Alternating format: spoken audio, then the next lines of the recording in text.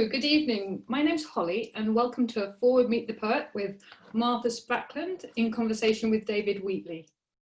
I can see our attendee numbers are coming in as people start to arrive. So we'll give people a few minutes to get here and settle down. If you haven't used Zoom before, I'll just show you where the chat function is. If you hover your cursor over the center of the screen, you'll see some icons appearing along the bottom. And one of them is a little chat speech bubble. If you click on that, a panel will open up.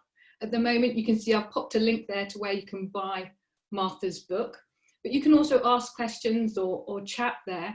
You'll have options on who you want to see your chatter. So do drop down to all panelists and attendees, because otherwise only the panelists will see what you're saying and it will look like nobody's there. So say hello there. Yeah, we're still getting a few people in. So if anyone wants to say hello and let me know where you are and where you're hailing from, that would be cool and I can read some out. And I can see Martha saying hello to everyone. Hello, Martha.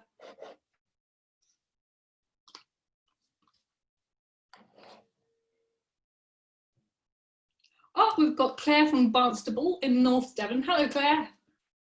And we've got Rowena in Bristol. Hello, Rowena. And Becky's in London. And we've got Jen in Liverpool. And we've got Amy in Cardiff. Oh, we've got someone who's in India. Maha. And David Morley in Warwick. And we've got a teacher, Michelle from Sussex. See a few more attendees coming in. And depths of North London. I saw there are a few people logging on who I think might have been in Spain. Do we have anyone from Spain tonight? Oh, we've got Juliet in Jersey. And she's saying she met me in Guernsey. Oh, that must have been at the Guernsey Literary Festival. Hello, Juliet. If you're just joining us now, we're in the chat while we're waiting for everyone to arrive, just saying hello and introducing ourselves.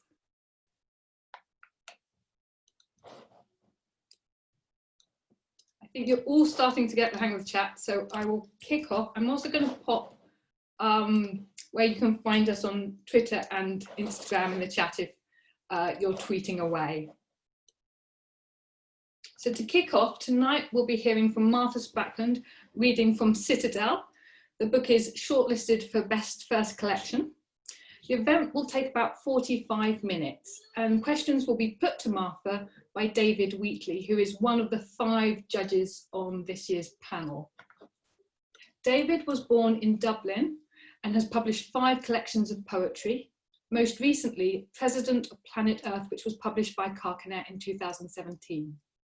He's a former Forward Prize shortlistee himself. He's also been awarded the Rooney Prize for Irish Literature and the Vincent Buckley Poetry Prize.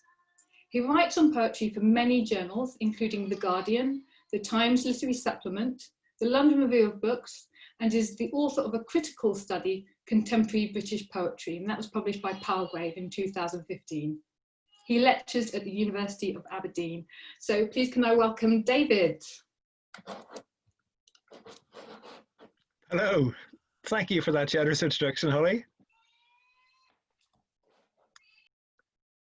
And shall we proceed straight to me introducing Martha? Okay, well, she's still lurking behind that shark tail, I think. But just to say a few words about our poet for this evening. Martha Sprackland was 6, I believe, when she met her future publisher, Darren Rhys-Jones, at a poetry workshop for children in Sefton Park. She had brought along a poem, I believe, about a mouse on purple sugar paper, which I'm extremely disappointed to learn she will not be reading this evening, but she is represented on this year's Forward Prize shortlists in not 1 but 3 capacities, as the publisher of Fiona Benson at Poetry London, as the publisher of Ella Frears at Offord Road Books, where Martha works as an editor, and also in her own right, in her own capacity, as the author of the book we're going to be talking about this evening, Citadel, which appeared this year on foot of 2 pamphlets which were called Glass as Broken Glass and Milk Tooth. And this is Martha's first book then. Its biographical note contains that enviable formulation that Martha divides her time, namely between London and Madrid.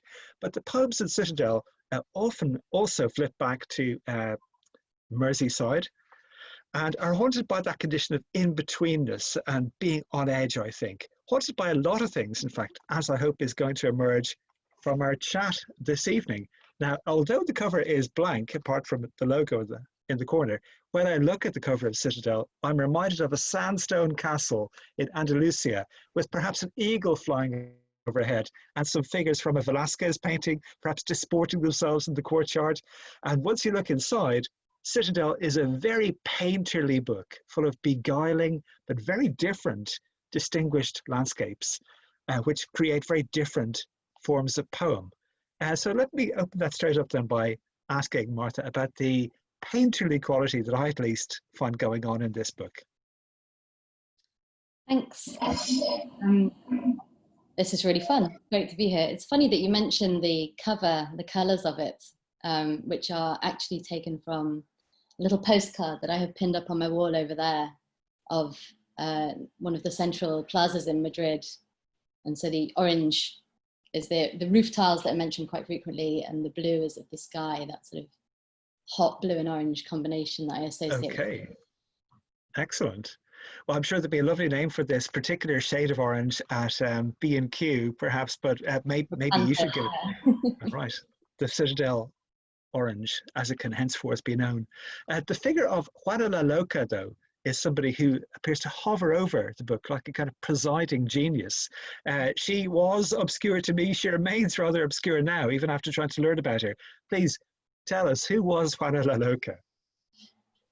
Yeah, fair enough. So the idea is that the poems in Citadel represent a sort of dialogue, or at least a sort of communication of some sort between the 21st century writer, the poet, some version of me, and Juana, who is a 16th century queen of Spain. And her parents are Isabel and Fernando, who are the famous Reyes Católicos, the Catholic monarchs, who instigated the Spanish Inquisition and sort of by all accounts were just about as brutal to their daughter as they were to the supposed infidels against the Catholic faith. She was frequently the victim of punishment on their part. She was tied in a dungeon by her hands in a torture method known as the cuerda, when her parents became worried about her adherence to the Catholic faith. And she was quite young, I think, in her mid-teens when she was married off to one of the Habsburgs, a Habsburg Duke, Felipe the Handsome. Although if you ever get the chance to Google him or have a look at a picture, you might challenge that that description. And they had, I suppose, what could fairly be described as a pretty unhinged relationship. They were, in some ways, completely passionately devoted to each other, with at least a sexual attraction that bordered on obsession, on a dangerous obsession. But Felipe was phenomenally cruel. He was unfaithful and deceptive and certainly very controlling. And he spurred her delusions and her mania on. And he conspired with her father Fernando for control of the throne. And between them, and helped along in this sort of nefarious project later by Juana's own son, these men had her declared insane, unfit to rule, and they locked her up at Tordesillas, where she lived imprisoned until her death at some outlandish age for the time. She was in her 70s. And so dubiously, she's most famous for the way that she's depicted in several paintings of her, a couple of which I mention in a poem in the book. Felipe dies at some point, ostensibly of a fever or some infectious fever, but really everyone at court knows that he was poisoned by Juana's father, Fernando. Again, this machination for the throne. And Juana, in a state of mad grief, of wild grief, insists on keeping his corpse near her, with her, for many months, for years even, convinced that he will one day sort of wake up and return to her. And we know all of these things about her through others, through the reports of others. Juana herself left pretty much nothing by way of first-person writing. She had a book of hours. She had some sort of devotional scraps, but really she's quite silent, and that silence has always fascinated me. You know, this was a woman who was completely silenced in her life, utterly dominated by these sort of devious assholes who surrounded her. But the small details that do emerge, certainly enough to sort of captivate me. You know, she was a falconer, she was a musician, she played the clavichord, and she was a very clever adolescent whose relationship to her Catholicism, to her faith, was sort of by turns passionate and questioning and doubtful. And so she has sort of for many, many years occupied a room in my mind, I think. Okay. I hope she at least took the precaution of having her husband embalmed if she's going to keep him around for all that time. You can assume, yeah. All right. I think I just read earlier this week that Elizabeth Bishop also played the clavichord. Oh, I didn't know that. Yes. Wow. Well, now, in writing about this figure, you are joining a long tradition, I think, of modern poems which place the contemporary against the backdrop of the historical or even the mythic. I'm thinking of things like Geoffrey Hill and the Mercian Hymns, or John Berryman and Homage to Mistress Bradstreet.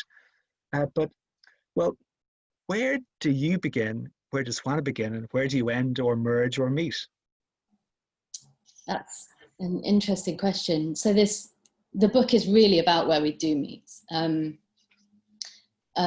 know, I think there are connections between the Mercian Hymns and Citadel, for sure. You know, in that both of them are alert to, I suppose, a time of extreme coercive religious control by powerful and charismatic leaders, for one. And they both of these pieces of work touch on the turbulence of sort of Anglo-Saxon boundary making, on the Vikings and so on. So I grew up in a place that wasn't a million miles away from Offa's Dyke, you know, at the northern edge of what was Mercia, although those were Norse settlements soon enough. And I write in Citadel about the old place names of my childhood, which have these sister names in Scandinavia, of course. And I'm quite interested in that sort of shared linguistic history. But I think the same thing that interested me in writing these poems about Juana and me is also something that I love about Hill, about the Mercian Hymns. You know, this sort of time slip nature, this anachronistic kind of magic that he conjured, which is a thing that I've loved since I was a child. You know, reading Alan Garner's Redshift, which brings these 3 times in history together and overlays them. And in the hymns, the way, you know, pubs and motorways can sort of appear effortlessly in the 9th century. And that's something that I sort of absolutely try to play with in my work. The possibility that a non-linear time might enable the poem to be a sort of palimpsest, you know. I suppose the anachronisms can go both ways. I mean, you mentioned, I think King Offa was the overlord of the M5, but the page on the poem, rather, on page 10 is called "They Admit Each Other to the Inquisitor." And I wondered, is that meant to be the actual Spanish Inquisition or some contemporary version of that, which you're anachronistically dressing up in historical terms? Should we bring this all to life by asking you now to read a section, or a poem or a section on any of these themes? I will read one that I hope, I know it's a slightly complicated concept to try and explain for a book, and I always worry that I'm not doing it very well.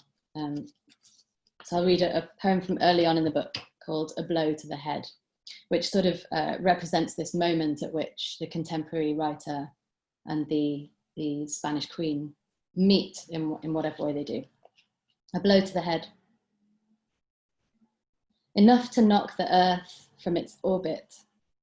Oh, I was cracked open, God streaming like daylight into the chamber. The nausea of my elliptical swerve towards consciousness and away again. I retreated into the Citadel, walked quiet pathways during the bombardment, which was habit forming. I was fortified. I knew that beyond the wall something was spilling, blood or yolk onto tile.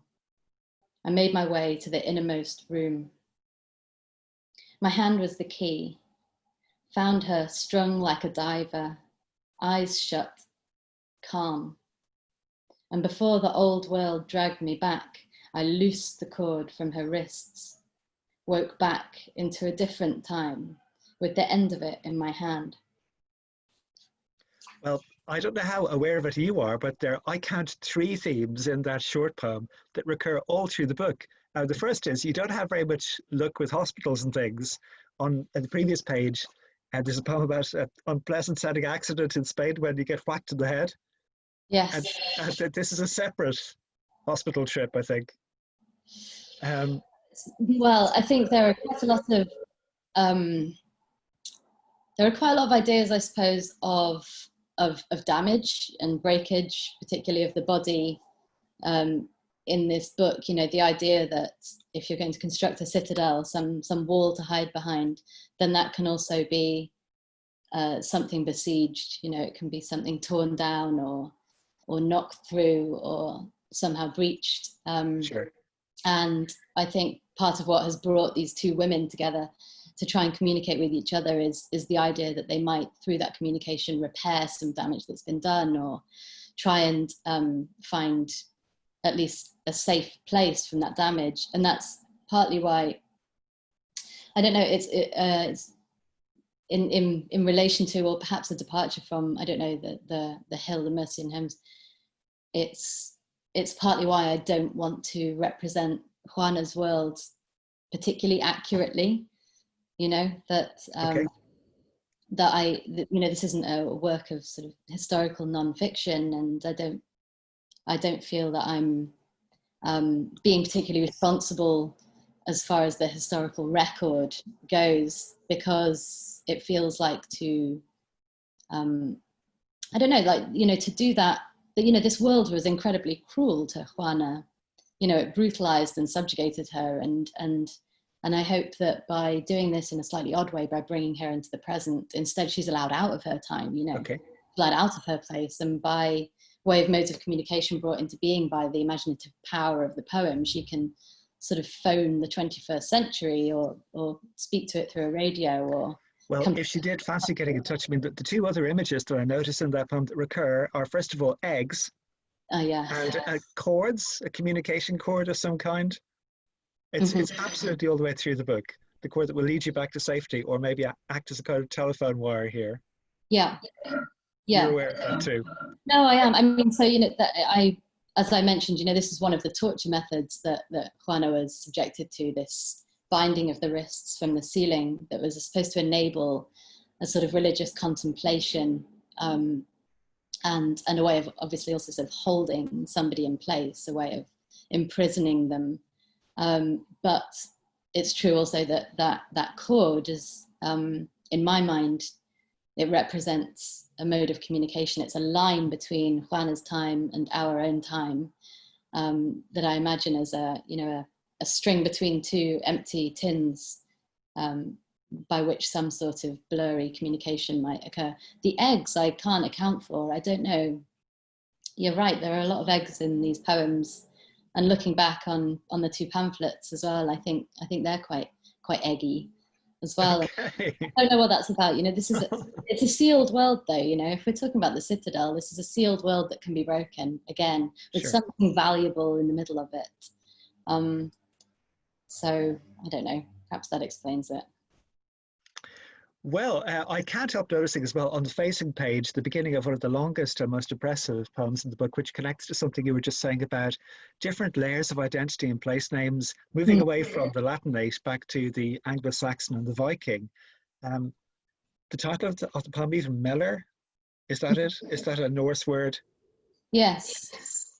Well, this poem for me, I think you just used the word palimpsest as well. It's a wonderful palimpsest of different layers of historical experience coming all the way down to your own experience, beginning with that lovely detail of the finding that the Lib Dem councillors who have the names of your contemporaries from school. Well, Maybe it's they probably are. that. Actually. The place names belong to my school friends' names as well. You know, this Okay. is very old families. They're All all right. Hesketh or Blundell. Sure. And yeah, they're replicated again and again in Yeah. stations and roads. And then you dip straight into that well of etymology going back. Well, you find yourself at Oslo Airport, and there's a reference to the Spanish Armada. So all of this melange of cultures is right there. How do you situate yourself at the crossroads of all these different historical influences? Or is it better just to enjoy the sense of disorientation in the face of all of this? I think that's a hard question for me to answer. I mean, given the entire book is concerned with the idea of crossroads, the idea of meeting points, and I suppose so. As everyone's is, my relationship to my hometown is probably a bit conflicted, a little bit complicated. You know, this is a very homogenous place and a very small village that I grew up in.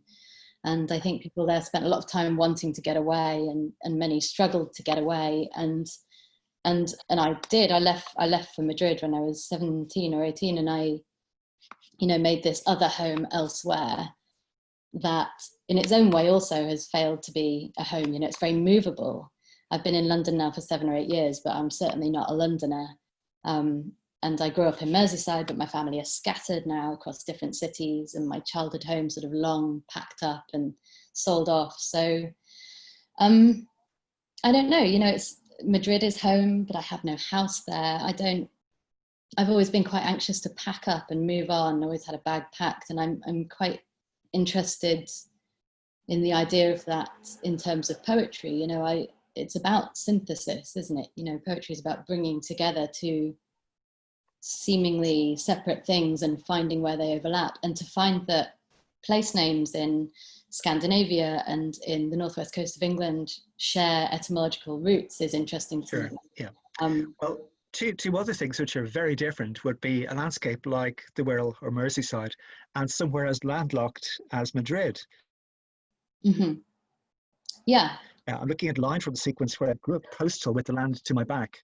So I mean, your sense of attachment there is to a wide open coastal landscape with no land anywhere. Whereas by contrast in Madrid, well, would this be a good time maybe to read a section from this one, perhaps? I'm very attached to the second section, if you want to read that. From the sequence? Yeah, sure. Sure. So this is from a sequence called Mela, which means sandbank. And as David said, you know, this recurs in lots of place names where I grew up, like Meals Cop and that sort of thing. There were lots of dunes there. In Doomsday, Ainsdale, Einolf's valley between sand and moss, littoral streak of poor soil and crushed shell. Taxed at 2 gelds and tenanted by Roger of Poitou, lord of land into Mersum at Ripham, and later Loon, also of Down Holland, Toxteth, Speke, now served by Lib Dem ward councillors with my primary classmates' surnames. It doesn't stir any indifferent Viking blood, rather pricks my ear and tongue to hear the land words in the stations and cul-de-sac where I played, and feel the exhilarating proof of change. Birkdale, Birch Tree Valley, Sefton, Sedge Farmstead where rushes grow. Meals, in place names of my town, and place names of towns in Iceland as Mela, meaning sandbank. The currency of the place, tamed and sifted through the hourglass of the plant for fine grain building stuff and silica, felt at the roots of my hair, in my bed sheets, banked up in drifts against the curbs and under me as I lay on the beach at night. Formby, with a twin Fornebu under Oslo Airport. Crosby, village of the Cross. Everton, who resisted the Armada. I grew up coastal with the land to my back, On the last train home from town, I would watch a reflected face out of time, flashing with gorse and rig light, the extinct and living looming out of the dark. Birkdale, Hillside, Ainsdale, Woodvale, Lineker, Crosby, McGull, Stockstead. A rhyming song for sleep that tumbled down the coastline, over the dunes, sighing and slipping, renaming themselves in their sleep. That's wonderful, thank you. I'm reminded very strongly as you read that of the poems of Seamus Heaney's North, which have, as you'll know, very archaeological dimension to them. Looking for those Norse roots. But as has often been remarked about them, they stage a very cultural conflict, usually between one bunch of men's right to occupy, possess, and name the land versus another bunch of men's right to do the same thing. And it can be very flinty and harsh. And that form of writing can seem to be very full-on masculine. But you were reflecting it in a very different way, I think, in a sequence like this. Yeah, I think there's a way of, I mean, so many places are named for men, named for their surnames, named for their acts. And I think I'm most interested, as I think that poem sort of explores, place names that are more tactile. They're more about the natural world. This is about sedge and grass and sea and sand, and the links that one place has with another in terms of the land, the stuff that we walk on, rather than the name of somebody who conquered it. I'm much less interested in borders in that way, the borders that people draw. I'm much more interested in the borders that the earth draws, that matter draws, I think, in that way.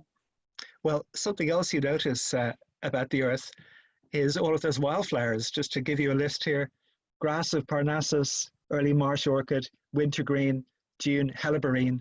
I think some poets do and some don't have the superpower of knowing flowers' names. And you do. Where does that power come from? Oh, I don't know if it's a power more than a sort of, it's a compulsion, I guess, and it's probably the same impulse that drove me to learn Spanish and to acquire another language. I think there's an addictive thrill, to the power of naming, and it can be problematic. It's bound up with all sorts of acquisitive stuff, as I say, men claiming things by naming them, but it does something interesting to the lived experience as well. There's this great line that I read recently, I think it was in the New Yorker, maybe last year, by Peter Sheldal, who said something like, he's writing about the aesthetic sensibility, and he said something like, in order to limber your sensibility, you have to stalk the aesthetic everywhere, cracks in a sidewalk, the way people walk around. And he said the aesthetic isn't bounded by art. Art merely concentrates it for efficient consumption. And I read that to mean, in the same way that language gains depth, and texture through vocabulary, through specificity, life as well gains texture and depth and granularity by an active noticing. And so it seems self-evident to me that if I see, when I'm out walking in the dunes, for example, what was the first one you mentioned? Grass of Parnassus. If I see a white star-shaped flower below the dunes, then I'm experiencing one thing, and that's visual. And then maybe I touch it and I experience one other thing, another layer. And then I can name it Grass of Parnassus, and I've added another layer. I could then add its other name in Spanish, Hepatica Blanca, and I would then know that it has something to do with the liver. So that by the time I read round it and found that, yes, it was used to treat liver complaints, I could feel this great circle joining up, this huge knowledge. And I like that feeling of sort of godlike knowledge of the power of what etymology can tell us. And I suppose I just try to evoke that. There is a big step up from the raw experience of the plant that you stumble over on a walk and actually knowing its name. I did discover recently there is an app on a smartphone that will tell you the name of the flower you've just seen in the field, which is, it is cheating, but I don't know how I find out. That's good. Acquire knowledge however you can, but it's not much use to me in London, I don't think. But this same instinct, though, to go to the more technical or scholarly dimension of experience, it's everywhere in the book. We're talking about flowers at the moment, but you do the same thing with minerals in vitrine with techites and fulgurites, if I'm pronouncing that correctly. What do you think it is that attracts you, well, to the minerals and to technical vocabulary like this? There's a very strong mixing in your poems of Anglo-Saxon and then more Latinate words. Yeah, I mean, that's partly because that's how I think, I suppose. I learned Spanish in my teens, although I'm not bilingual. But I, being someone who's interested in words, which I suppose we all are, that's what we're all here doing, having two or more than two, 3, 4, 5, word hordes to draw from feels like a gift. And as I say, what I'm really interested in, and I think every question you ask me, I'm sort of answering the same way, really, which is that I like to connect things together. I want disparate things that don't have a relationship to have one. I want them to know each other and investigate each other and find a space between them that can be circumscribed as a new space entirely, this imaginary in-between place that exists between languages, between people, between places, between ideologies, between anything.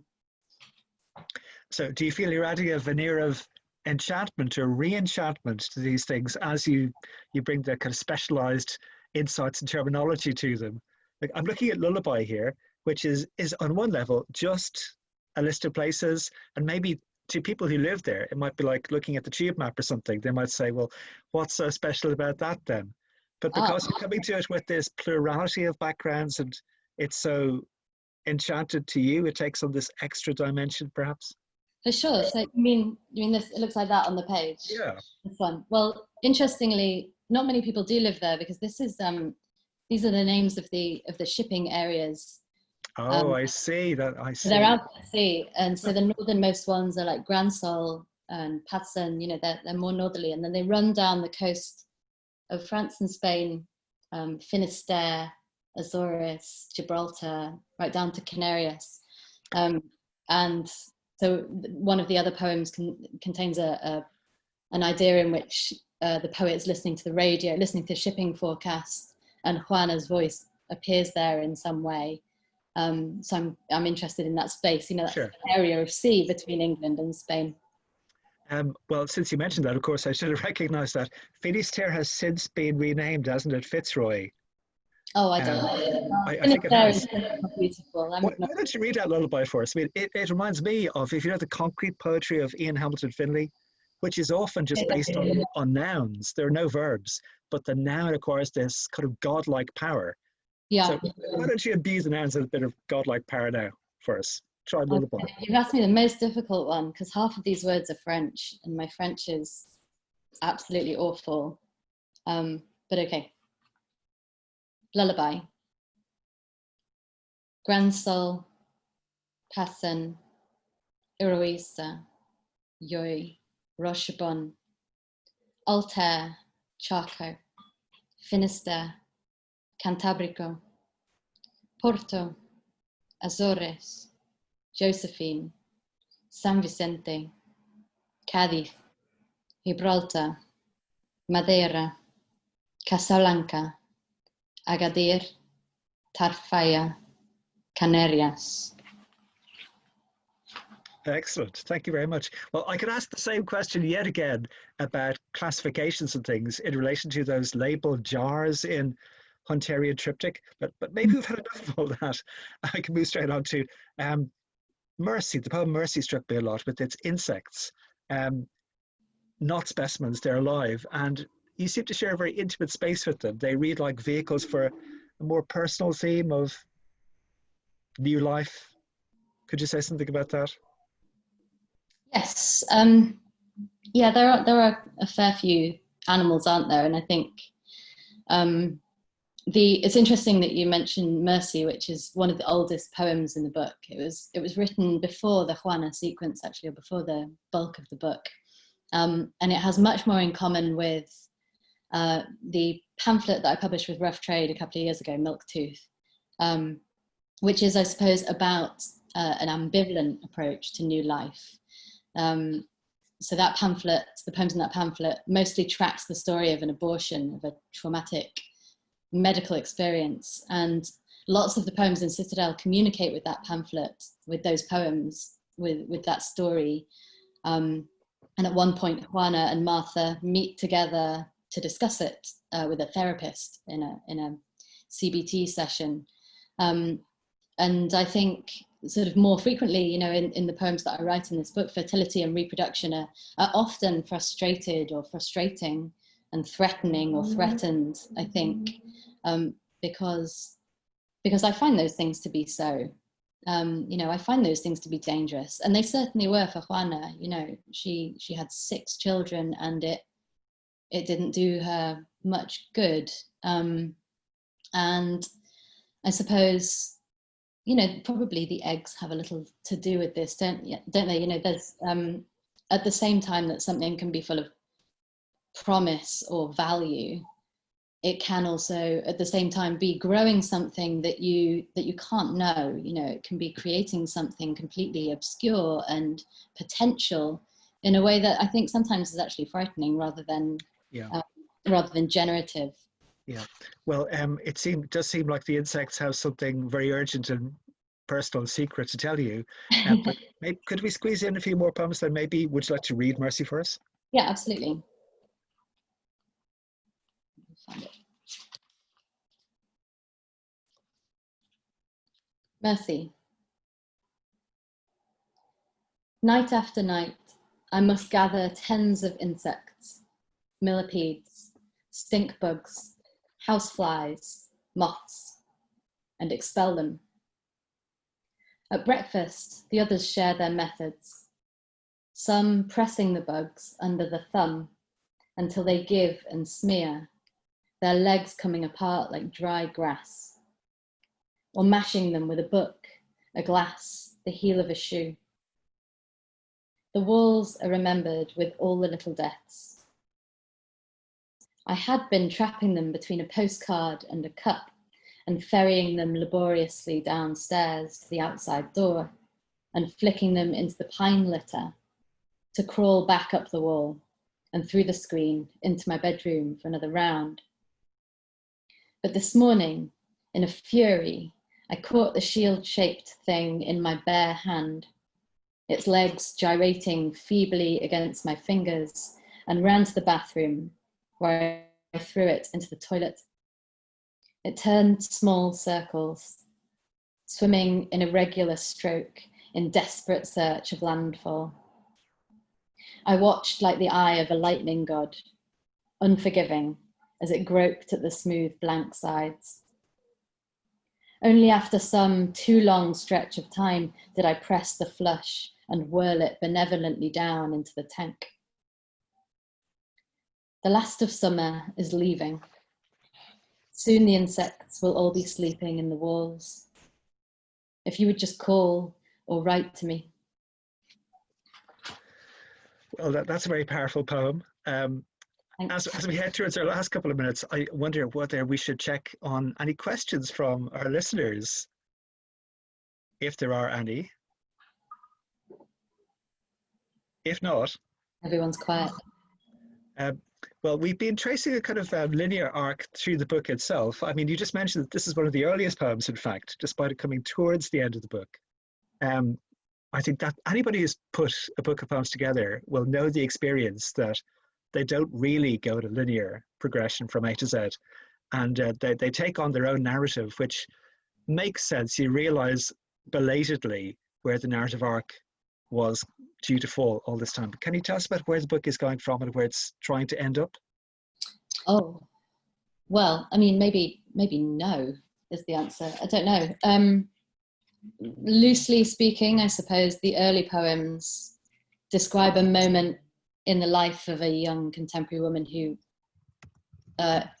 in encountering a trauma, is thrown into contact with Juana, and throughout the book they visit each other, they glimpse each other. You know, that's part of this impulse to allow Juana to escape. You know, she can open a window on a different world and live that for a little while, and we can also look back onto her world. So that they meet at strange and inopportune moments. They meet over a pool table, or they meet at a pavement cafe, or they meet in the therapist's office, and they hear each other's voices throughout their lives. And then towards the end of the poem, as this storm is moving over the sea and will, we think, interrupt that communication and close the line down, they have one final conversation at the end of the book, and try to explain themselves to each other before the line is cut. There's that connecting line again. Well, you talk about the impulse to allow Juana to escape, but one of the questions that I do see on the chat bar down the side is about how you were talking about yourself as though it's not you. I'm interested in how Martha talks of Martha as if it's not her. What is her relationship to the poem Martha? Has the poem Martha managed to escape as well? Yes, I think so. The poem Martha that belonged to the pamphlet that I wrote a couple of years ago certainly hadn't escaped anything, and hadn't even escaped into a place where she was able to write honestly or clearly about true things. And I think accepting that failure means that this version of Martha, the poem Martha in this book, isn't necessarily all me. You know, it's fictionalized, it's a work of imagination, but it's employing the techniques of fiction, techniques of imagination with Juana's help to tell a version of the truth. So writer Martha and poem Martha are different, but mutually beneficial. Okay, I'm going to try and squeeze some of the other questions in together now. Okay. Do you think it's equally difficult today, ask somebody, I mean, presumably in comparison to the 16th century, and then also on top of that, what do you think Juana would make of your book if she could read it today? It's very hard to know, isn't it? You know, we can't really know what she was like as a person. And what I certainly think that she would derive some pleasure from is the ability to travel, the ability to travel alone, and the ability to listen in on things that were kept from her. She was lied to so much, you know, and so much was hidden from her, and she was imprisoned. And I think freedom, having a door open to her, would be something she would benefit from. So I don't know. I think she would think I was taking liberties, and I think that's probably fine. But I hope that she would benefit from that communication as well. Excellent. Now, somebody else asks what has been inspiring you of late, and perhaps with your Spanish connections, you could even tell us about some poetic news from Spain that mightn't have reached us yet. Oh gosh, that's a difficult question. Poetic news from Spain. You know, I don't know. At the beginning of lockdown here in London timed pretty much exactly with a visit I was supposed to make to Madrid. So I'm there probably about 5 times a year usually. And I obviously wasn't able to go to what was ironically billed as an end of the world party in Madrid. What I do know from speaking to my poet friends who are in Madrid at the moment is that they had a much stricter lockdown much earlier than we did, and that has had an effect on what they feel able to do, and thus what they feel they want to write. I think more than here, you know, they're now interested in ideas of confinement and restriction. So I'm interested in that, but I haven't been able to go over there yet to speak to them about it. Okay. Well, so much of what you have talked about is about ideas of dialogue, even when you're writing about a person who's locked in a jail cell. But the final book in the poem Transcript is a dialogue. And would it be an idea maybe to read that now? Yes. Do you want to read it with me, or shall I read it aloud? Sure. You did suggest this, and I'm up for it, but would you like to go, which part will you be taking? So I think you should take the first part. Okay. This is Transcript. All right. I'll look out for any Spanish words then, try and see them coming. Apologies in advance. Transcript then. Do you want to introduce it, or shall we just plunge straight in? Oh, well, this is the only real conversation between Juana and Martha in the book. Everywhere else, speak, right. And here it's the only direct one. All right then. Well, if you lie so and I lie like this, we can talk like sisters. I'm calling you. Pick up and stretch the green surgical thread tight. Ah, already. So you are in Mortalaz.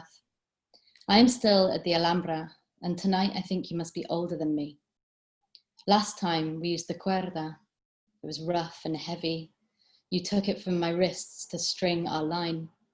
I could barely make you out. Your voice was ruptured. From addressing my public, yes, from feigning rapture. Today, though, I felt for the first time the knife blade of God's attention and think maybe I could be fixed. We might both be fixed now. Yes, pull the string tighter. Which room is this? This one, the Citadel. My breasts have been leaking milk. Then it is not so late after all.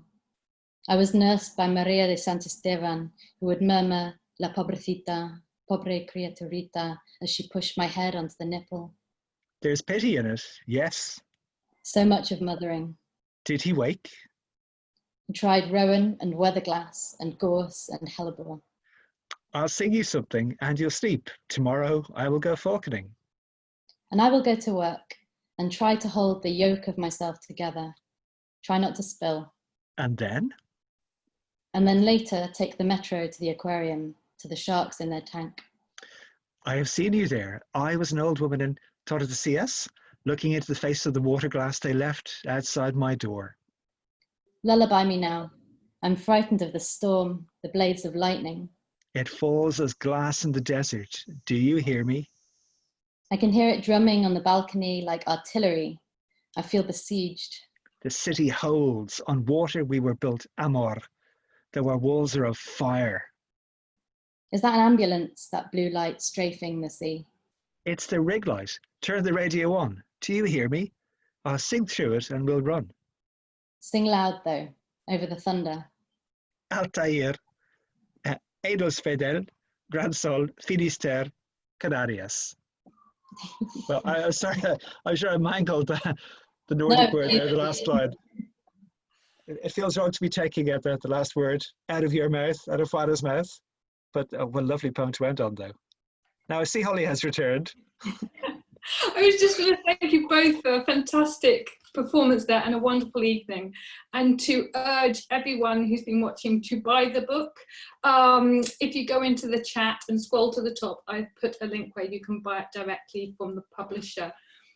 Now, we'll be back same time next week, where we'll be hearing from the last of the Best First Collection shortlistees, with a book that's so new I'm still reading the publisher's bind up. So it's Rachel Long, My Darling from the Lions. So don't miss that. And you can also go to our website to find out more about Martha and her work.